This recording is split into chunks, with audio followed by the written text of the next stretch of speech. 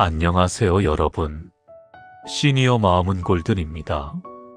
지난 시간에 우리는 자녀에게 서운한 게 당연한 겁니다라는 주제로 명절 전에 찾아오는 서운함의 정체를 함께 들여다봤습니다.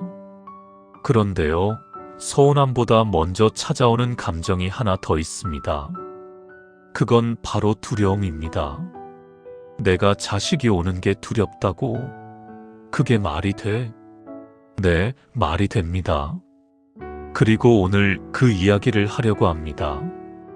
그 전에 숫자 3개만 먼저 알려드리겠습니다.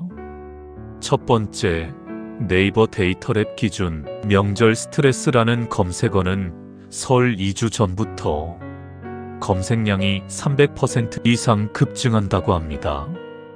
두 번째, 한국갤럽이 2024년에 조사한 결과 60대 이상 응답자의 45%가 명절이 부담스럽다고 답했습니다. 거의 절반입니다. 세 번째, 서울시 정신건강복지센터에 따르면 명절 증후군 관련 상담 건수는 명절 직전에 평소의 2배로 늘어난다고 합니다. 이건 소수만 겪는 문제가 아닙니다. 우리 모두의 이야기입니다. 지난 에피소드에서는 자녀에 대한 서운함을 이야기했습니다. 오늘 에피소드에서는 그 서운함보다 먼저 찾아오는 두려움의 정체를 함께 찾아보겠습니다. 왜 반가운 얼굴이 한편으론 무서운 건지, 왜 기다리면서도 떨리는 건지 심리학의 눈으로 천천히 들여다보겠습니다. 차 한잔 하시면서 편하게 들어주세요. 얼마 전 한 온라인 커뮤니티에 이런 글이 올라왔습니다. 60대 중반 여성입니다. 설에 아들 가족이 온다고 합니다. 반갑죠? 당연히 반갑습니다. 그런데 벌써부터 머릿속이 복잡합니다. 며느리는 뭘 좋아하더라? 손주들 간식은 뭐가 좋을까? 집 청소는 언제부터 시작해야 하나? 옷장 정리도 해야 하고 이불도 새로 빨아야 하고 남편한테 말했더니 애들 오는데 뭘 그렇게 긴장하냐고 하더군요. 저만 이상한 건가요? 이 글 아래에 댓글이 237개가 달렸습니다. 대부분이 이런 내용이었습니다. 저도요. 완전 공감. 우리 집 얘기인 줄 알았어요. 237명이 고개를 끄덕인 겁니다. 자, 여기서 한 가지만 짚고 갈게요. 이분은 자식이 싫은 게 아닙니다. 며느리가 미운 게 아닙니다. 손주가 부담스러운 것도 아닙니다. 그런데 긴장이 됩니다. 걱정이 됩니다. 벌써부터 머릿속이 복잡해집니다. 이상한 걸까요? 아닙니다. 전혀 이상하지 않습니다. 이건 심리학에서 아주 잘 알려진 현상입니다. 심리학에 얘기 불안이라는 개념이 있습니다. 좀 어렵게 들리시죠? 풀어서 말하면 이렇습니다. 아직 일어나지 않은 일을 미리 걱정하는 마음. 이게 얘기 불안입니다. 쉽게 비유해 볼게요. 내일 아침에 병원에서 중요한 검사를 받는다고 해봅시다. 건강검진이든 MRI든 내시경이든 검사는 내일인데 오늘 저녁부터 벌써 마음이 무거워집니다. 결과가 안 좋으면 어쩌지? 혹시 큰 병이면? 대기실에서 얼마나 기다려야 하나? 아직 아무 일도 일어나지 않았는데 머릿속은 이미 걱정으로 가득 찹니다. 이게 얘기 불안입니다. 명절도 똑같습니다. 아직 가족이 도착하지도 않았는데 벌써 이런 생각이 스멀스멀 올라옵니다. 혹시 또 그 얘기가 나오면 어쩌지? 어떤 얘기요? 집집마다 하나씩 있는 그 민감한 주제 말입니다. 재산 이야기, 손주 교육 문제, 형제 관계에서 갈등이나 오해. 건강관리, 그리고 또 수많은 잔소리. 분위기가 어색해지면 어쩌나? 며느리가 불편해하면, 내가 뭔가 실수하면, 아들이 일찍 가자고 하면, 하나만 더. 다 끝나고 나면 또 그 허전함이 밀려올 텐데. 혹시 이 5가지 생각 중 하나라도 해보신 적 있으신가요? 아마 상당수가 그렇다고 하실 것 같습니다. 그런데 여기서 중요한 게 있습니다. 왜 나이가 들수록 이 얘기 불안이 더 강해지는 걸까요? 2023년에 학술지 한국위기관리논집에 실린 연구가 있습니다. 지역사회 노인들을 대상으로 한 연구인데요. 이 연구에 따르면 노년기에는 불안이 커지고, 그래서 자아통제감, 즉 내 삶을 내가 통제할 수 있다는 느낌이 낮아질 수 있다고 해요.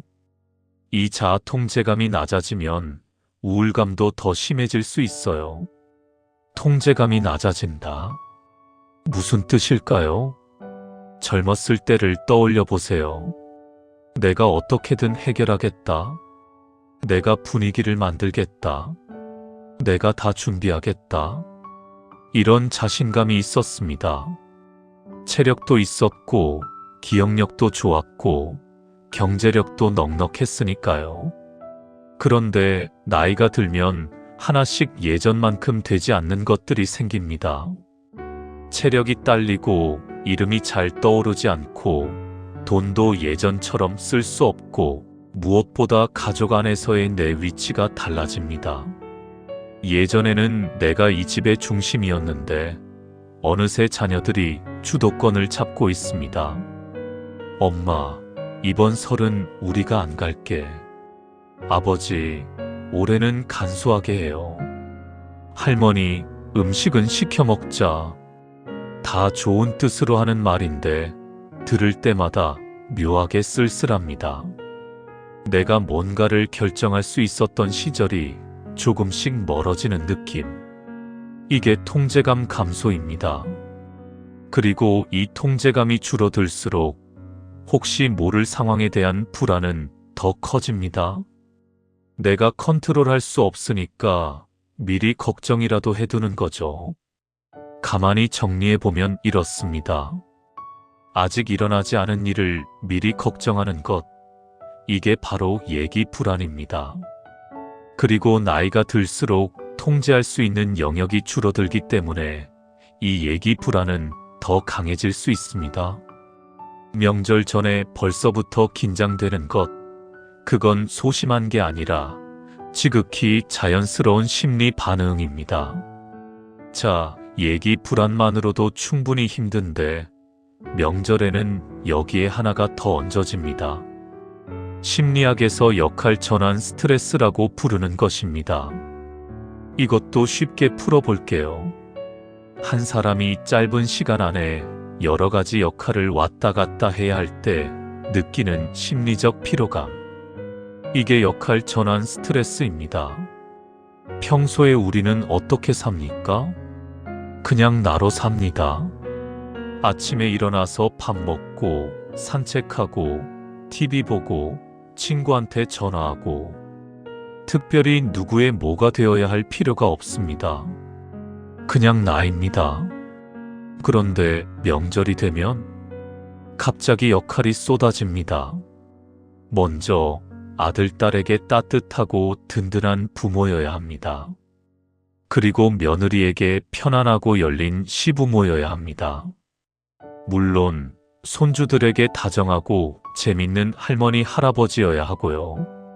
게다가 가족 모임의 분위기를 잡아주는 어른이어야 합니다. 이 4가지 역할을 하루 이틀 사이에 동시에 수행해야 합니다. 비유하자면 이렇습니다. 컴퓨터를 쓸 때 프로그램을 하나만 켜면 잘 돌아갑니다.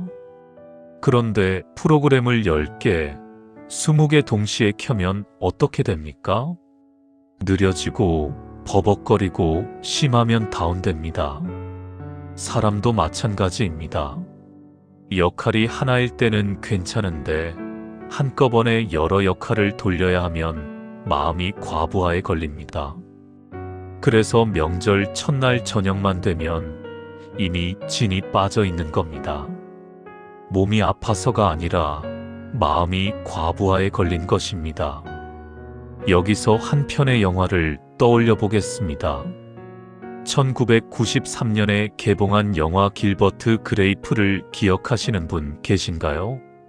라세알 스트롬 감독의 작품으로 조니 뎁과 젊은 시절 레오나르도 디카프리오가 나온 가족 영화입니다. 이 영화에는 인상적인 지점이 하나 있습니다. 주인공인 24세 청년 길버트는 아버지가 돌아가신 후 가족을 먹여 살리는 가장이 됩니다.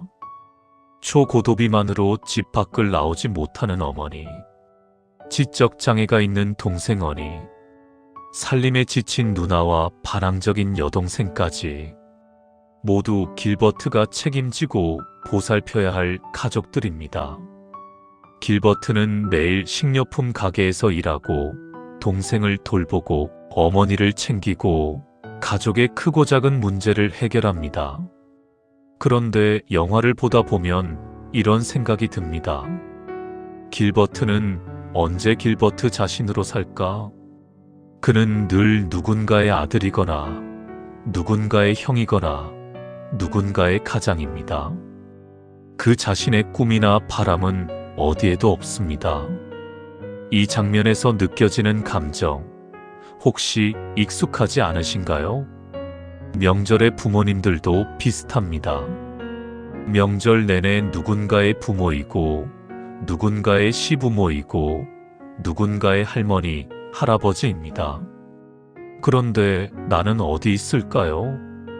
나는 잠깐 설거지하면서 한숨 쉬는 그 틈, 베란다에 나가서 바람 쐬는 그 3분, 밤에 다들 자러 들어가면 혼자 TV 보는 그 시간에만 겨우 나옵니다. 짧은 시간 안에 여러 역할을 오가야 할 때 마음이 느끼는 과부하. 이걸 역할 전환 스트레스라고 합니다. 이것이 명절에 부모의 에너지를 조용히 갉아먹는 두 번째 이유입니다. 여기까지 우리는 명절 전에 찾아오는 두 가지 마음의 무게를 살펴봤습니다.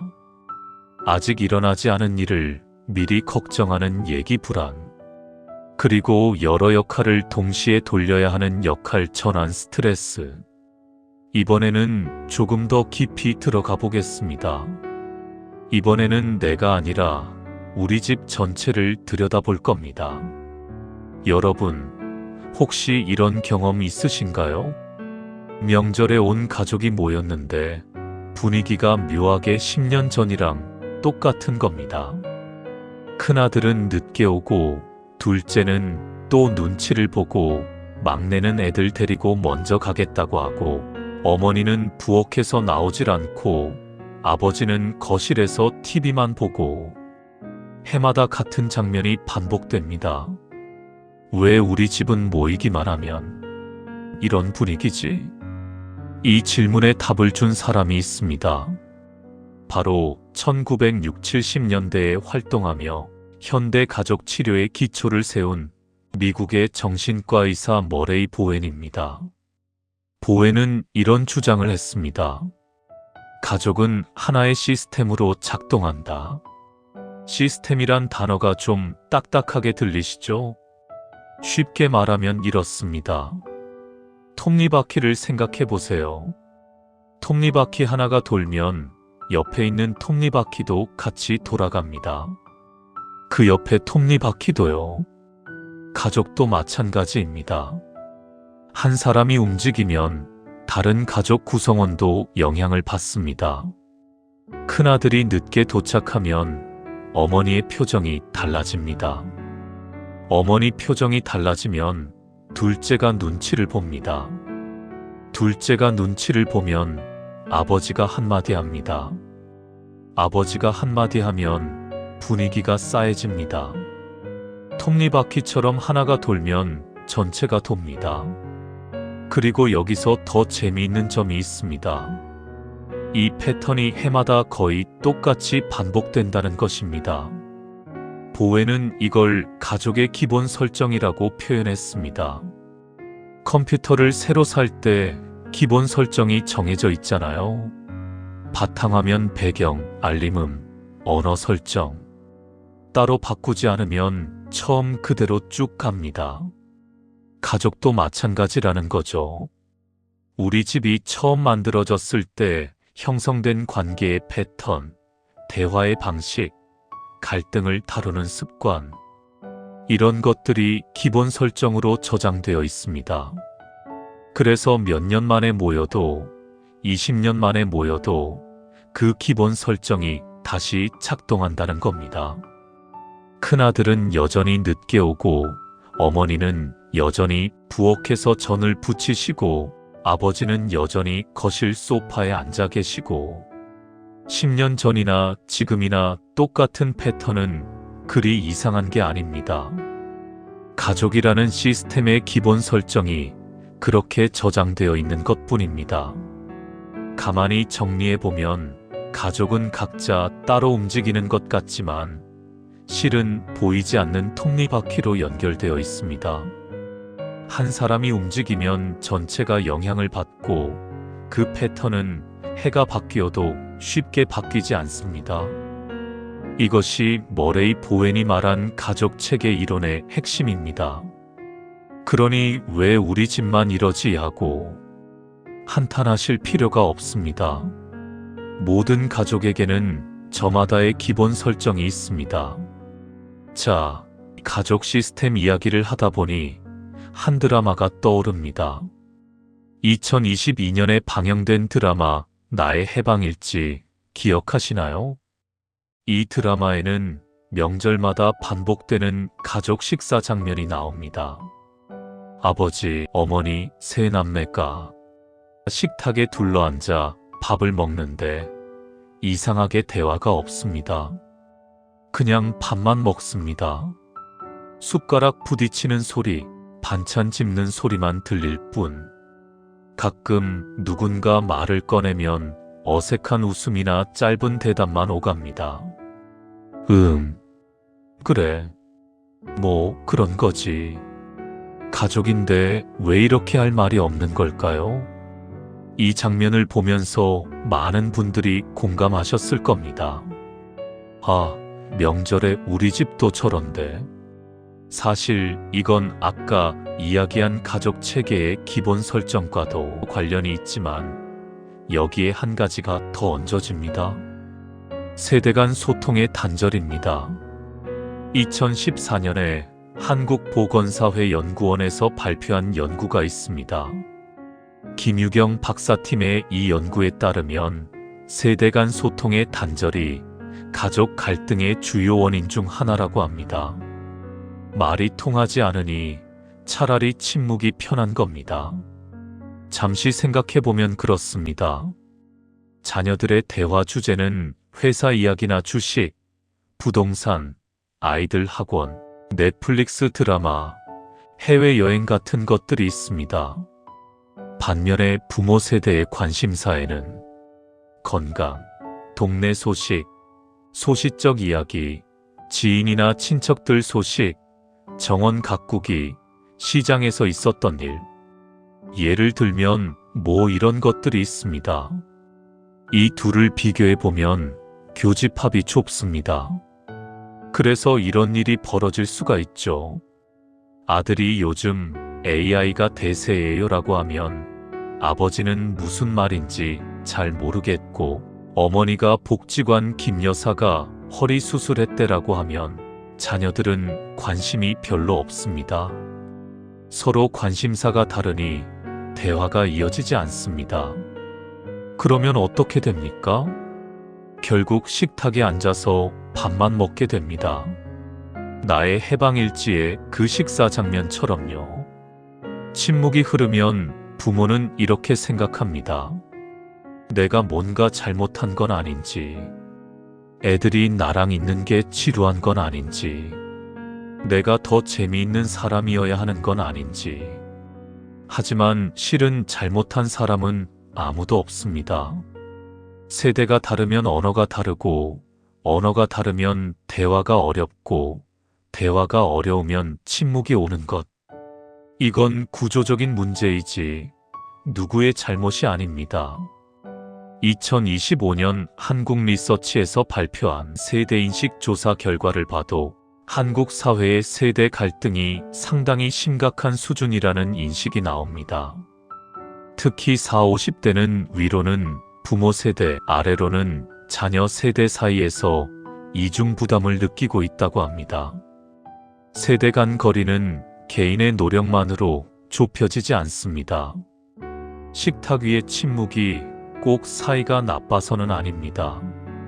가족이라는 시스템 안에서 세대 간 언어가 달라서 생기는 자연스러운 간극일 수 있습니다. 자, 여기서 또 하나. 명절에 부모를 힘들게 하는 세 번째 심리가 있습니다. 바로 수행 불안입니다. 다시 말해, 잘해야 한다는 압박감이 만드는 긴장. 이게 수행 불안입니다. 쉽게 비유해 볼게요. 무대에 오른 배우를 생각해 보세요. 조명이 켜지고 관객이 지켜보고 있습니다. 대사를 까먹으면 어쩌지? 표정이 어색하면? 관객이 재미없어 하면? 이런 긴장감. 이게 수행 불안입니다. 시험장에 들어선 학생도 마찬가지죠. 아는 문제인데 손이 떨립니다. 명절에 부모도 사실 비슷한 무대 위에 서 있습니다. 다만 객석에 앉아 있는 건 관객이 아니라 가족입니다. 좋은 부모로 보여야 해. 현명한 어른이어야 해. 편안한 시어머니여야 해. 넉넉한 할아버지여야 해. 이 압박감이 명절 내내 어깨를 짓누릅니다. 구체적으로 어떤 것들이 압박이 되는지 한번 살펴보면요. 먼저 명절에는 음식 준비가 큰 일거리죠. 뭘 해야 하나, 양은 충분한가, 며느리 입맛에 맞을까, 손주들은 이걸 좋아할까, 그리고 용돈도 준비해야 합니다. 얼마를 줘야 적당하지? 작년보다 적으면 서운해할까? 무리해서라도 넉넉히 줘야 하나? 오랜만에 모인 가족들과 대화도 걱정입니다. 무슨 말을 해야 할까? 정치 얘기는 안 되고, 돈 얘기도 안 되고, 결혼 얘기도 조심해야 하고, 할 수 있는 얘기가 뭐가 있지? 집안 상태도 신경 쓰입니다. 청소는 잘 됐는지, 화장실은 깨끗한지, 이불도 세탁해서 갈아두고, 슬리퍼도 충분히 챙겨둬야 합니다. 이 모든 것들이 하나하나 시험 문제처럼 느껴집니다. 이번 명절, 나는 몇 점짜리 부모일까? 이런 생각을 의식적으로 하는 건 아닙니다. 하지만 무의식 속에서 이채점의 시선이 작동하고 있습니다. 그래서 명절이 끝나면 시험 끝난 학생처럼 탈진하실 수 있으세요. 아이고, 드디어 끝났다. 이 한마디 속에는 반가움이 아니라 안도감이 담겨 있습니다. 수행 불안, 다시 말해 잘해야 한다는 압박감이 만드는 긴장. 바로 이것이 명절을 기쁜 날이 아니라 시험처럼 느껴지게 만드는 이유 중 하나입니다. 그리고 이런 불안은 전혀 이상한 게 아닙니다. 잘하고 싶은 마음이 크기 때문에 오히려 긴장이 되는 것입니다. 잘하고 싶지 않은 사람은 떨리지 않습니다. 떨린다는 건 그만큼 가족을 소중히 여긴다는 뜻입니다. 다만 그 소중함이 자기 자신을 너무 옥죄지 않도록 알아차리는 게 중요합니다. 여기까지 우리는 가족이라는 시스템, 세대 간 소통의 어려움, 그리고 잘해야 한다는 수행 불안까지 살펴봤습니다. 이번에는 좀 더 근본적인 질문을 던져보겠습니다. 왜 나이가 들수록 대가족 모임 자체가 힘들어지는 걸까? 젊었을 때는 괜찮았습니다. 사람이 많으면 많을수록 신이 났습니다. 동창 모임, 동네 잔치, 직장 회식, 가족 행사. 북적거리는 자리가 즐거웠습니다. 그런데 어느 순간부터 사람이 많은 자리가 피곤해지기 시작합니다. 다 만나고 싶긴 한데 솔직히 편한 사람 서너 명이랑 차 한잔 마시는 게 더 좋아. 이런 마음 느껴보신 적 있으신가요? 이게 이상한 게 아닙니다. 미국 스탠포드 대학교의 로라 카스텐슨 교수가 30년 넘게 연구해서 밝혀낸 현상입니다. 카스텐슨 교수가 제안한 이론의 이름은 사회정서적 선택 이론입니다. 지난 영상에서도 언급했던 이론인데요. 쉽게 말해 나이가 들수록 사람은 넓고 얕은 관계보다 좁고 깊은 관계를 선호하게 된다는 겁니다. 왜 그럴까요? 카스텐슨 교수의 설명은 이렇습니다. 사람은 남은 시간이 많다고 느낄 때와 남은 시간이 적다고 느낄 때 관계를 대하는 방식이 달라집니다. 20, 30대 때는 앞으로 살 날이 까마득합니다. 그러니 새로운 사람을 많이 만나고 다양한 경험을 하는 게 중요합니다. 일단 많이 만나보자. 나중에 정리하면 되지. 그런데 나이가 들면 직감적으로 알게 됩니다. 시간이 무한하지 않구나. 의식적으로 죽음을 생각하는 게 아닙니다. 그냥 몸과 마음이 자연스럽게 느끼는 겁니다. 남은 시간에는 정말 소중한 사람과 의미 있는 시간을 보내고 싶다. 이 본능이 작동하면 자연스럽게 관계를 선택하게 됩니다. 모든 사람을 다 만나기보다는 마음이 편한 사람 몇 명이면 충분해.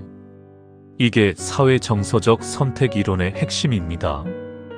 비유를 해보자면 이런 겁니다. 젊었을 때는 뷔페에 갑니다. 이것저것 다 먹어보고 싶거든요. 맛없는 것도 있지만 상관없습니다. 다양한 걸 경험하는 게 재미있으니까요. 나이가 들면 달라집니다. 뷔페보다 단골 식당이 좋아집니다. 메뉴는 이미 알고 사장님도 아는 사이고 내 입맛에 딱 맞는 한두 가지만 먹으면 됩니다. 관계도 마찬가지입니다. 넓고 다양한 뷔페식 관계에서 좁고 깊은 단골 식당 같은 관계로. 이것이 나이 들매 자연스러운 흐름입니다. 그런데 명절은 어떻습니까? 한꺼번에 10명, 15명, 많으면 20명까지도 모이게 됩니다. 아들, 딸, 며느리, 사위, 손주, 형제자매, 조카, 조카 배우자. 이 많은 사람들과 인사하고 안부를 묻고 함께 식사하고 대화를 나누고 솔직히 말하면 이 중에서 정말 깊은 이야기를 나눌 수 있는 사람은 몇 명이나 될까요? 대부분은 잘 지내? 라고 물으면 잘 지내라고 답하고 애는 잘 크고? 라고 물으면 이라고 답합니다. 이런 형식적인 인사에 그칩니다. 깊은 대화는 없고 에너지만 소모됩니다. 카스텐슨 교수의 이론대로라면 나이 든 부모가 대가족 명절 모임에서 피로감을 느끼는 건 심리적으로 지극히 자연스러운 현상입니다. 내 마음은 소수와의 깊이 있는 만남을 원하는데 명절은 넓고 얕은 만남을 강요하니까요. 이 간극에서 피로감이 생기는 겁니다. 정리해보면 나이가 들수록 사람은 정서적으로 의미 있는 관계에 집중하려는 본능이 생깁니다. 명절의 대규모 모임이 부담스러운 건 사교성이 떨어져서가 아니라 마음이 더 깊은 관계를 원하기 때문입니다. 이것이 사회정서적 선택 이론이 알려주는 통찰입니다. 노년기 부모님들 중에는 가족이 모일 때면 오히려 구석에 앉아 말없이 TV만 보시는 분들이 계실 겁니다. 자녀들은 아버지는 왜 우리와 함께 즐기지 않으실까 생각합니다. 그리고 아버지는 우리한테 관심이 없나 보다 하고 서운해하죠. 하지만 어쩌면 불편해서가 아니라 어떻게 끼어들어야 할지 몰라서일 수도 있습니다. 자식들의 대화 주제는 직장 이야기, 육아 고민, 최신 드라마, 여행 계획, 부모님 세대와는 먼 이야기들입니다. 끼어들고 싶어도 무슨 말을 해야 할지 모르겠고 괜히 한마디 했다가 분위기를 깰까봐 그냥 입을 다물고 계시는 분들도 많습니다. 아마 지금 이 내용을 들으시면서 나도 그런데, 나도 가끔 끼어들고 싶은데 뭐라고 해야 할지 모르겠어 라고 생각하시는 분들도 계시겠죠. 사실 관심이 없는 게 아니었습니다. 사랑이 없는 게 아닙니다. 사랑은 있는데 그 사랑을 표현할 통로가 좁아진 겁니다. 여기서 잠깐 전통적인 우리의 문화 이야기를 해보겠습니다. 우리 사회는 오랫동안 효를 강조해 왔습니다. 논어에는 이런 말이 있죠.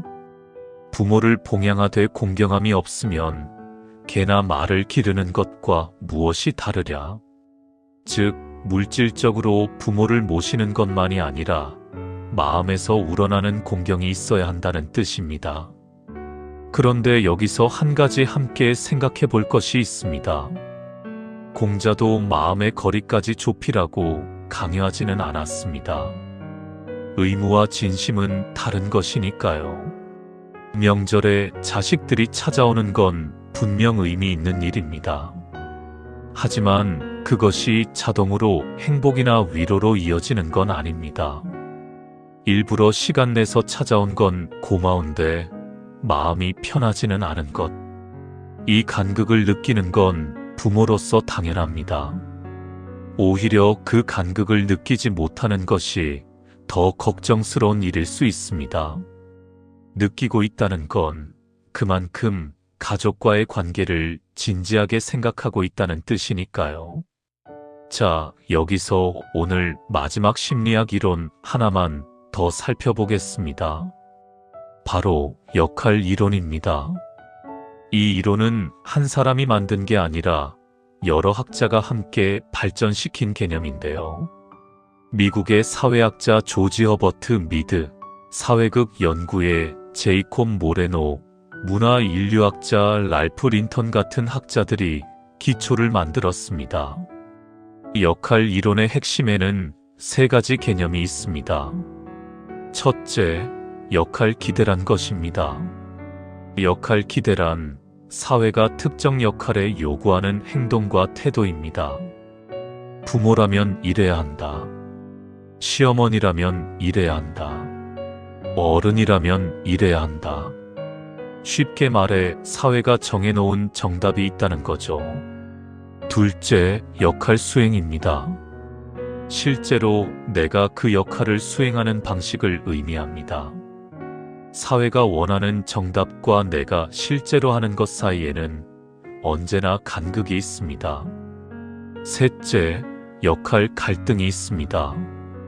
여러 역할 사이에서 모순이 생기는 걸 뜻합니다. 명절에는 역할 기대와 역할 수행, 그리고 역할 갈등, 이 세 가지가 모두 동시에 작동합니다. 사회는 이렇게 기대합니다. 좋은 부모는 명절에 가족을 위해 정성껏 준비하고 든든한 모습을 보여야 한다. 하지만 동시에 나이 든 부모는 이제 경제적으로도 체력적으로도 자녀들의 도움이 필요한 위치에 있습니다. 좋은 부모 역할과 도움이 필요한 사람 역할 사이에서 갈등이 생깁니다. 자식들한테 든든하게 보여야 하는데 실은 내가 더 받아야 할 처지인데 이 모순이 명절에 유독 선명하게 드러납니다. 평소에는 혼자 지내니까 이 갈등이 잘 보이지 않습니다. 그런데 가족이 모이면 거울을 들이대는 것처럼 내 위치가 선명하게 보입니다. 아, 나는 이제 뒤에서 지켜보는 사람이구나. 아, 자식들이 이제 나를 걱정하는구나. 아, 내가 해줄 수 있는 게 예전만큼은 없구나.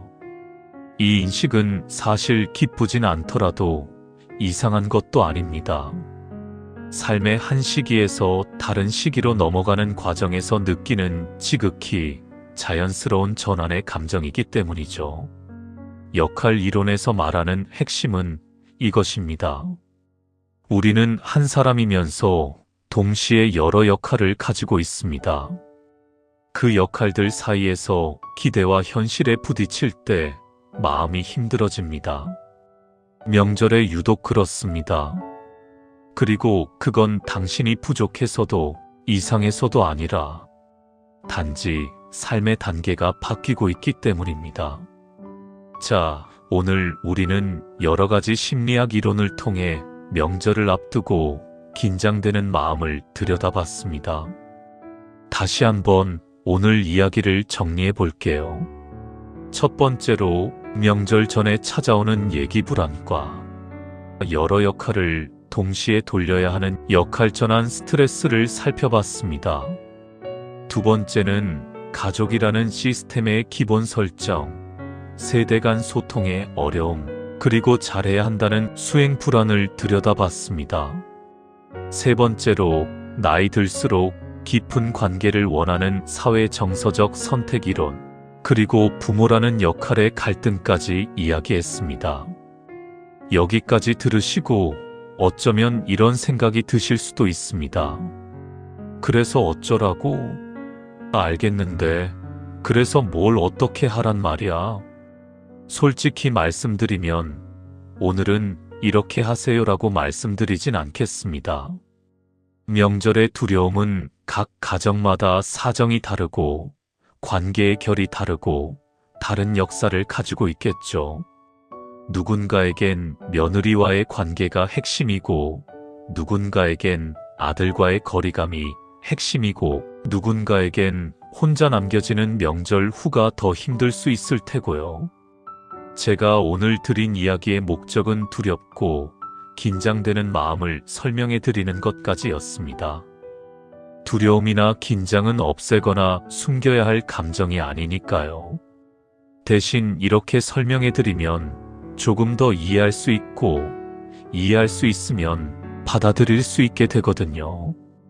받아들인다는 것은 두려움이나 긴장도 그 자체로 두어도 괜찮은 거구나 하실 수 있는 거예요. 그래서 오늘은 답 대신 질문 3가지만 남겨드리겠습니다. 명절 전에 조용히 스스로에게 물어봐 주시면 좋겠습니다. 첫 번째 질문입니다. 나는 완벽한 명절을 꿈꾸고 있진 않은가? 온 가족이 웃고 맛있는 음식이 넘치고 아무도 불편해하지 않고 모두가 행복한 명절. 이런 완벽한 명절이 있으면 좋겠지만 솔직히 말하면 그런 명절은 드라마에서나 나오는 게 아닐까요?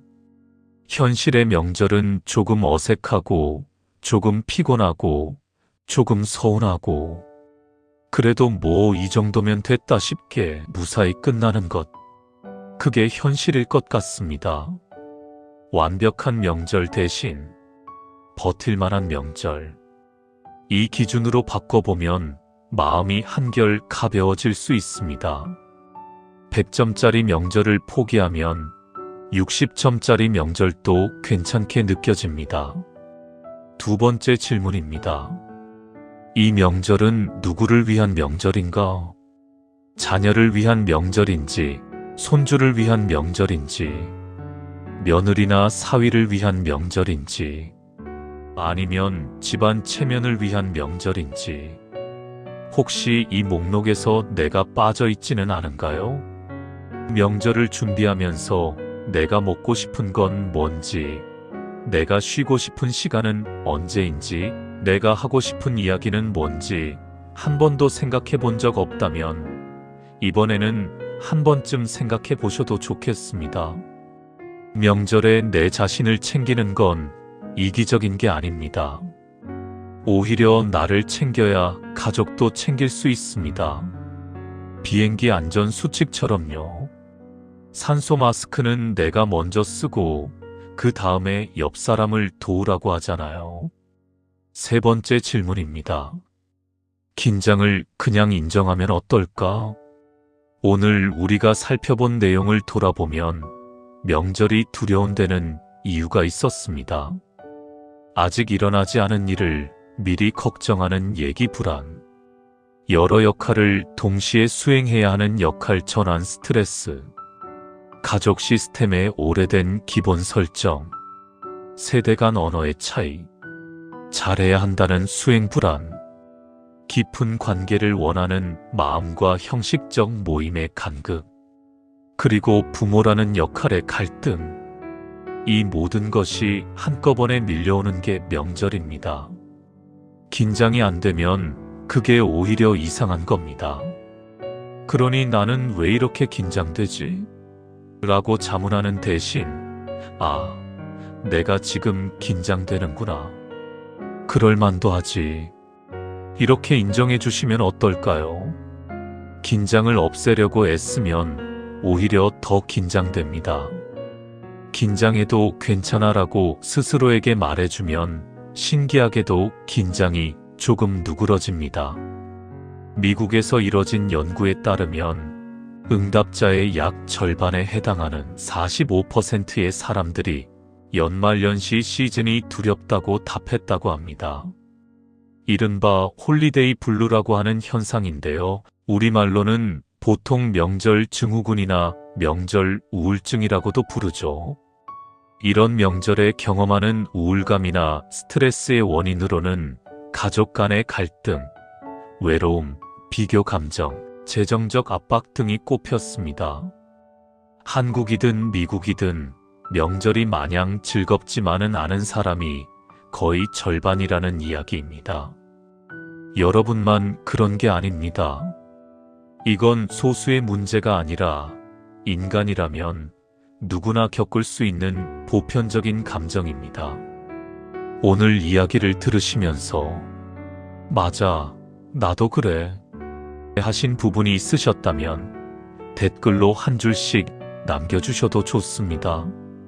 명절 전에 가장 긴장되는 순간이 언제인지, 가족이 도착하기 직전이나 식사 준비할 때, 아니면 가족이 떠난 직후인지, 여러분의 이야기가 또 다른 누군가에게 아, 나만 그런 게 아니었구나 라는 안도감과 위로가 될 수 있습니다.